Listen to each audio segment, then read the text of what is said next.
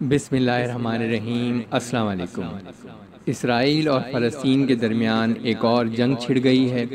7 اکتوبر کی صبح 6:30 بجے جب زیادہ تر اسرائیلی اپنے گھروں میں آرام سے سو رہے تھے کہ اچانک فضائی حملے کے سائرن بجنے لگے۔ تھوڑی ہی دیر میں ہزاروں راکٹ اسرائیلی شہروں پر داغے گئے۔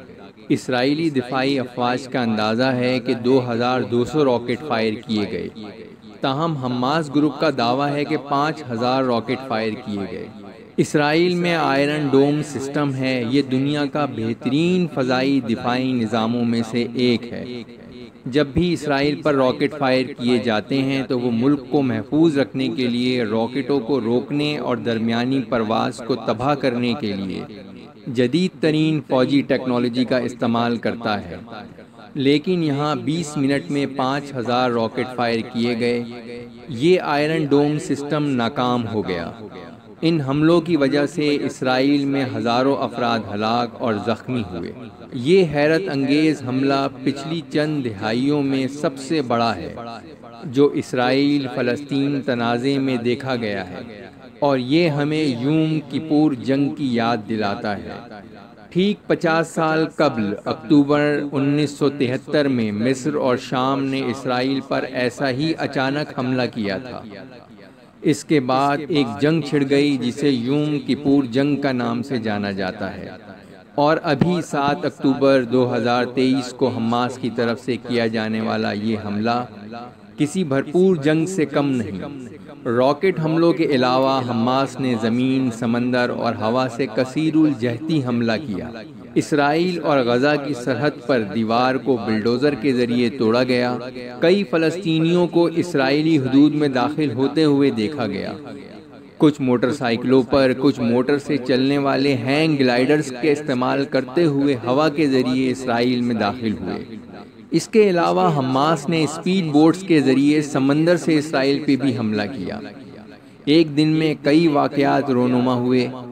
اسرائیل اور غزہ کی سرحد پر ایک فوجی اڈے پر بھی حملہ کیا گیا۔ ایک اسرائیلی ٹینک پکڑا گیا۔ حماس گروپ نے بہت سے اسرائیلی فوجیوں کو پکڑ کر یرغمال بنایا، اور سرحد پر واقع اسرائیلی دیہاتوں اور شہروں میں حماس کے دستوں نے دراندازی کی، اور بہت سے لوگوں کو یرغمال بنا کر رکھا گیا ہے۔ اسرائیل نے جواب میں ریاستی جنگ کا اعلان کر رکھا ہے۔ اسرائیلی فوج نے غزہ پر فضائی حملے کیے جس میں ہزاروں فلسطینی شہید یا زخمی ہوئے۔ بین الاقوامی میڈیا کے مطابق حماس ایک انتہا پسند فلسطینی تنظیم ہے جسے زیادہ تر ممالک دہشت گرد تنظیم سمجھتے ہیں۔ کینیڈا، یورپی یونین، اسرائیل، جاپان، آسٹریلیا، USA اور UK نے حماس کو ایک ٹیررسٹ تنظیم کے طور پر نامزد کیا ہے، لیکن دوسری طرف اسے برازیل، چین، مصر، ایران، ناروے، قطر، روس، شام اور ترکی کی طرف سے ٹیررسٹ تنظیم نہیں سمجھا جاتا ہے۔ کچھ ممالک ایسے بھی ہیں جو صرف حماس کے عسکری ونگ کو ایک ٹیررسٹ تنظیم سمجھتے ہیں، کیونکہ آپ دیکھیں گے کہ یہ ممالک موجودہ صورتحال پر کتنا مختلف رد عمل ظاہر کر رہے ہیں۔ اگر ہم موجودہ تنازع کے نقشے کو دیکھیں تو ہم دیکھ سکتے ہیں کہ غزہ کی پٹی کو سرخ رنگ میں دکھایا گیا ہے، اور فلسطینی عسکریت پسندوں کی طرف سے اسرائیلی سرزمین میں جس حد تک دراندازی ہوئی ہے اسے نیلے رنگ میں دکھایا گیا ہے۔ حماس کے فوجی کمانڈر محمد الدیف نے اس حملے کو آپریشن الاقصی فلڈ کا نام دیا ہے، اور کہا کہ حماس ایسا اس لیے کر رہا ہے کیونکہ اسرائیل نے فلسطینیوں پر مظالم ڈھائے ہیں، اور یہ خاص طور پر مسجد اقصی میں جو کچھ ہوا اس کا رد عمل ہے۔ اسرائیل نے جواب میں خود ہی حملہ کیا جسے آپریشن آئرن سورڈز کا نام دیا گیا۔ اسرائیلی دفاعی افواج، جسے مختصراً IDF بھی کہا جاتا ہے، اس نے اپنی بحریہ، فضائیہ اور زمینی افواج کو تعینات کیا ہے۔ اس کے ساتھ ہی انہوں نے غزہ میں ڈرون حملے شروع کر دیے۔ اسرائیل کے وزیر توانائی نے غزہ میں بجلی کی سپلائی بند کرنے کے حکم نامے پر دستخط کر دیے۔ کافی حد تک اسرائیل کے ذریعے غزہ کو بجلی فراہم کی گئی۔ اسرائیلی وزیر اعظم بنجمن نیتن یاہو نے ایک ٹیلی ویژن خطاب میں کہا کہ اسرائیل کے شہریوں، ہم حالت جنگ میں ہیں۔ انہوں نے کہا کہ دشمن کو بے مثال قیمت چکانی پڑے گی۔ وزیر دفاع نے کہا کہ حماس نے بہت بڑی غلطی کی ہے اور اسرائیل یہ جنگ جیت جائے گا۔ اس تنازع میں ایک بڑا بات چیت کا نقطہ یہ ہے کہ کس طرح عالمی شہرت یافتہ اسرائیلی خفیہ ایجنسی موساد اس حملے کو روکنے میں ناکام رہی۔ کہا جاتا ہے کہ موساد طاقتور ترین خفیہ ایجنسیوں میں سے ایک ہے۔ فلسطینی عسکری گروپوں میں بھی ان کے مخبر ہیں۔ وہ لبنان، شام اور دنیا کے مختلف حصوں میں ہیں۔ ماضی میں یہ دیکھا گیا ہے کہ موساد کے ایجنٹوں نے بڑے فوجی لیڈروں کے عین مطابق وقت پر کارروائی کی ہے، کبھی گاڑیوں پر GPS ٹریکر لگا کر، کبھی ڈرون حملے کر کے، کبھی موبائل فون استعمال کر کے۔ سوال یہ ہے کہ اتنی طاقتور ایجنسی ہونے کے باوجود انہیں یہ کیسے معلوم نہیں ہوا کہ غزہ میں ہزاروں راکٹوں کا ذخیرہ کیا جا رہا ہے۔ غزہ اسرائیلی سرحد پر باڑ لگانے میں کیمرے، گراؤنڈ موشن سینسر استعمال کیے گئے ہیں اور وہاں پر فوج کا باقاعدہ گشت کیا جاتا ہے۔ یہ اسمارٹ رکاوٹیں کیوں ناکام ہوئیں؟ ملکی سطح پر اسرائیلی حکومت کو کافی تنقید کا سامنا ہے۔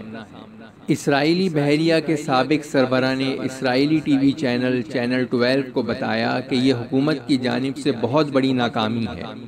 پورا ملک IDF، پولیس اور سیکیورٹی کے بارے میں پوچھ رہا ہے۔ انہوں نے BBC کو بتایا کہ انٹیلیجنس کی اس ناکامی کے حوالے سے ایک بڑی تحقیقات شروع ہو چکی ہے۔ ٹائمز آف اسرائیل کے اس مضمون کو دیکھیں۔ اس کے مطابق مصر کے انٹیلیجنس حکام نے اسرائیل کو بار بار خبردار کیا تھا کہ کچھ بڑا ہونے والا ہے اور مبینہ طور پر ان انتباہات کو نظر انداز کر دیا گیا۔ اس صورتحال میں اسرائیلی انٹیلیجنس موساد کا کیا رول ہے؟ کیا کہیں یہ کوئی بڑی سازش تو نہیں؟ اس کی تفصیل ہم اگلی ویڈیو میں بتائیں گے۔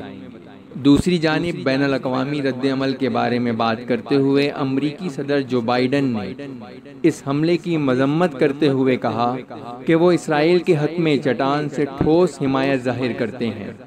یورپی یونین کی خارجہ پالیسی کے سربراہ نے بھی کہا کہ وہ اس حملے کی شدید مذمت کرتے ہیں اور کہتے ہیں کہ بین الاقوامی قانون کے مطابق اسرائیل کو اپنے دفاع کا حق حاصل ہے۔ ان کا کہنا تھا کہ اسرائیلی یرغمالیوں کو فوری رہا کیا جائے۔ ایران، جو حماس کے اہم حامیوں میں سے ایک رہا ہے، ان کی وزارت خارجہ نے کہا کہ حماس کا حملہ فلسطینیوں کی طرف سے اپنے دفاع کے لیے کیا گیا ہے۔ پڑوسی ملک مصر کی وزارت خارجہ نے کہا کہ وہ اسرائیل فلسطین کشیدگی کو کم کرنے کی کوشش میں سعودی عرب اور اردن سے بات کر رہی ہے۔ فلسطینی صدر محمود عباس نے سرکاری خبر رساں ایجنسی وفا کو بتایا کہ فلسطینیوں کو یہ حق حاصل ہے کہ وہ آباد کاروں اور غیر ملکی فوجیوں کے خلاف اپنی حفاظت کریں۔ موجودہ حالات کو دیکھ کر لگتا ہے کہ یہ جنگ طویل عرصے تک جاری رہنے والی ہے۔